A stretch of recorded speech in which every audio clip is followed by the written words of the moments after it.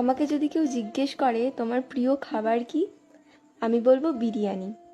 অবশ্যই চিকেন বিরিয়ানি। বিরিয়ানির গন্ধেই যেন অর্ধেক পেট ভর্তি হয়ে যায়। আমি প্রতি রবিবারই চেষ্টা করি বাড়িতে স্পেশাল কিছু রান্না করার। তো গত রবিবার বাড়িতেই বিরিয়ানি করেছিলাম, বিরিয়ানি আর চিকেন চাপ। আমার একার জন্য হয়তো করতাম না, কিন্তু আমার হাজব্যান্ডও যেহেতু বিরিয়ানি খেতে ভালোবাসে, তাই আমি মাঝে মাঝেই বাড়িতে বিরিয়ানিটা বানাই। জানো তো, আমার মায়ের হাতের বিরিয়ানি খেতে আমার খুব ভালো লাগে, তাই আমি যখনই বাড়িতে ঘুরতে যাই মা আমাকে একদিন হলেও বিরিয়ানি করে দেয়। আবার অনেকে গন্ধের জন্য বিরিয়ানি খান না, যেমন আমার মা, বাবা, শ্বশুর মশাই, শাশুড়ি মা, এনারা বিরিয়ানি অতটা পছন্দ করেন না। আর তোমাদেরকে বলবো, তোমাদের সঙ্গে আরও অনেক গল্প হবে।